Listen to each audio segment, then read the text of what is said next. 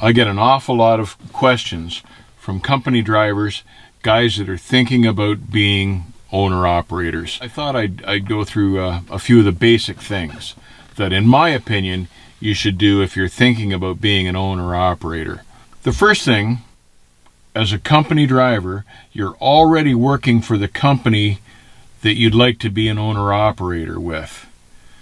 It's very important that you know the ropes of the particular line of hauling that you're going to do, so you're not going into it cold, that you've learned the ropes of whatever type of trucking this is as a company guy, and now you're ready to step in as an owner-operator.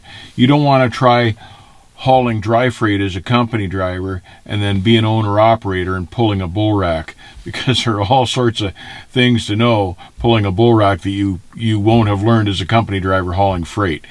So be a company driver first in the type of hauling that you want to do as an owner-operator, and do it for a company that you're comfortable working with, a company that you've developed a good rapport with. You communicate well with the dispatchers, you like the dispatchers, you'd like and get along with the management, because all these relationships are going to be even more important as an owner-operator with this company, because you've got money invested now. So you need to make sure that your money is invested wisely. So try the company out first as a company driver before you be an owner-operator for them. How long should you be a company driver before looking to step up to being an owner-operator? I'd recommend driving for the company as a company guy for at least 5 years before you think about entering into it as an owner-operator. The longer the better, obviously, because the longer you have experience-wise with the company, the better equipped you'll be to handle the job. But the more time, the better, but at least 5 years experience with that company. The second thing you should do is talk to owner-operators that are already there, existing owner-operators on with this company. Find out what they like about this company, find out what they don't like about this company, and look at how long this company keeps its owner-operators. Have they had the same guys there for years and years, or do they have a high turnover of owner-operators? And if they've got a high turnover, that's not a good sign, because it means the owner-operators aren't content, or they're not making money, or there's a problem there somewhere, but you don't want to make that your problem. Make sure it's a company with a well-established owner-operator pool, guys that have been there for years and are making money and are profiting with that company. And find a truck that suits the work that your company does. You're going to need a different spec and a different truck if you're hauling dry freight as opposed to hauling tanker. You want to get a truck that's spec'd to do the work that you intend to do. Now, at the same time, you don't want to have to buy a specialty spec truck. If you're into heavy hauling, for instance, you've got to be very sure that you want to buy a heavy haul truck, because a heavy haul truck will not suit you if you change lines of work and then go to haul reefer with the same truck you were doing heavy spec work with. You'll be burning fuel, your truck will be overweight. The spec is important to the type of work that you do. The size of the frame rails and the weight of the rear ends, the tolerance. So the truck spec is important for the type of work that you're going to engage the truck in. I tend to spec a truck that works with an 80,000 pound gross, because then you can pull dry freight with it, you can pull reefer, you can pull tanker. It's a more variable spec, a spec that you can switch jobs as the need arises. But if you've got something to pull heavy equipment, that's truly the only type of work that truck will be good for. So I try to go for a little more of a general spec, something that can do various types of work whenever possible. What that means too is watch the weight of the driveline. The rear ends can't be too heavy. The rear end ratios have to be right. The tranny to drive ratio should be correct and good. It should be a bulletproof setup. I prefer an 18 speed because it's got all sorts of selection for gears. Should you ever need whatever gear you've got, an 18 speed's got it. I spec 40,000 pound rear ends, which is good for any type of work except heavy haul. and that type of thing. A good, reliable engine. You want a truck that's going to be virtually maintenance free, something that's not going to be in and out of the shop all the time, because that downtime will break you. So if you're considering buying a used truck, and honestly, you've got to be very careful. I wouldn't just buy one off a lot. I've bought used trucks twice, and in both instances, I knew the owner personally that had them from new. So I knew how the truck had been treated, that the maintenance had been regularly performed, that the truck had been taken care of. Because you don't want to buy a truck off a used truck lot that's been a repo, and the guy's been running out of money, so he hasn't changed the oil in the last 40,000 miles. Because you don't want that problem to become your problem in the second or third or fourth month of owning this used truck. The fact that it's run on dirty oil and the engine's half worn out. In most instances then, if you don't know the history of the truck, I recommend buying a new truck. And yes, the payments may end up higher, but at least you know what you've got. The payment should be regular. There should be a minimum of maintenance required, oil changes, that type of thing, but you shouldn't get into breakdowns with a new truck. If you do have a breakdown, it'll be covered under warranty, because you've got to be able to work this truck. The truck's got to run literally as much as possible to pay for itself and make a living for your family. So make sure you spec the proper truck. Don't just buy any junker off a lot because it's a good deal, unless you're a heavy-duty mechanic. Most guys aren't. Something else to remember, you want to buy from a good dealership. You want to be able to pop into that dealer when it needs work or an oil change and not be in line for a week waiting to get into the shop. You've got to have a dealership that treats you well, that works well with you and your schedule.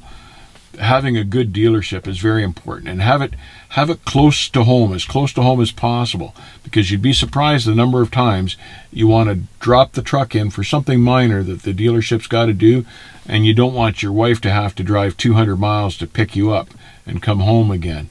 Try to have something handy and close to home. There are different types of specs for trucks compared to whether they're working highway or city.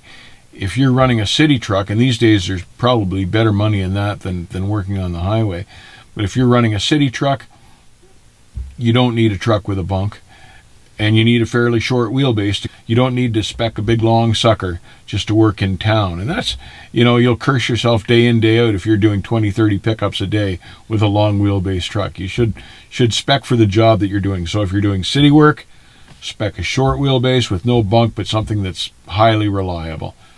If you're running over the road, you want a longer wheelbase, a comfortable bunk, and a nice ride. If you're doing highway work, you want to spec a truck that at highway speed is turning low RPM, and these days that's 13, 14, 1500 RPM in top gear, so the engine's not wearing out so quickly. You're idling along, the motor's not working hard, and you're saving fuel.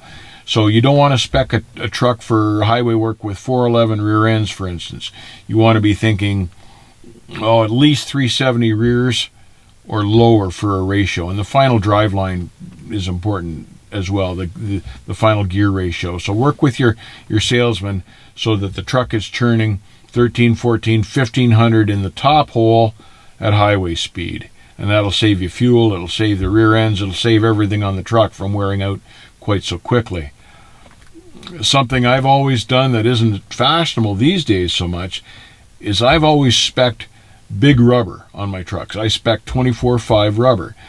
And the reason for that is the smaller the diameter of the wheel, the more quickly it turns, the faster the tires wear out. And tires are a huge expense when you own the truck. You don't want to be replacing tires every year. So I spec a bigger wheel, longer roll, and the tires will last longer. Now, everybody wants the truck to sit low and look cool. And on those small tires, they do that, but those guys are buying their rubber more often than I am. Driving the truck is a full-time job. So unless you're single, very few guys are going to have the time to drive the truck all week long and then spend all weekend long working on the truck, cleaning the truck, and keeping the books. And keeping the books is a huge job.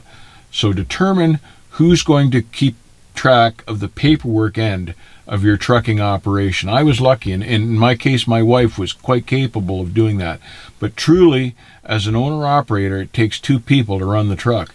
One to run the truck, drive the truck, and one to take care of the books. You need to understand that becoming an owner-operator is a huge commitment, and you need to check with your family and fill your family in on what you're going to do and how long you're going to be away, because your family needs to be on board with you on this. And if they're not, you don't want the truck to cost you your marriage or your family. So it's very important that your family be on board and supportive with this move to an owner-operator, because it'll take so much of your time you won't possibly believe it. You think you're restricted to 70 hours a week? It'll be double that by the time you maintain it and everything else. There are a few financial things to consider.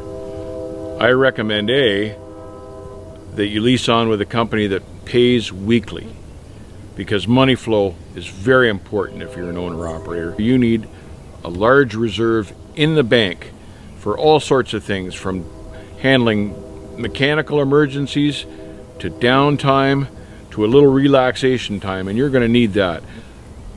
And the sad truth is that I feel that you should have $20,000 in the bank as an operating float if you're going to be an owner-operator. You're running a small business, so you're going to need financial backup in the bank when you need the money, not running for a loan at the last minute.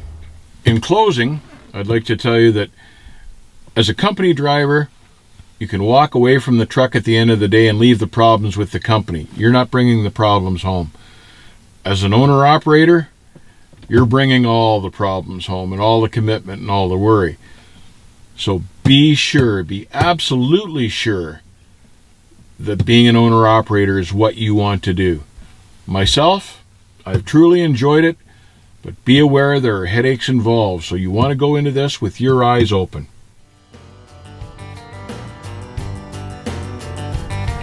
I always forget to do this. Keep the wheels down, and I will see you on the back haul.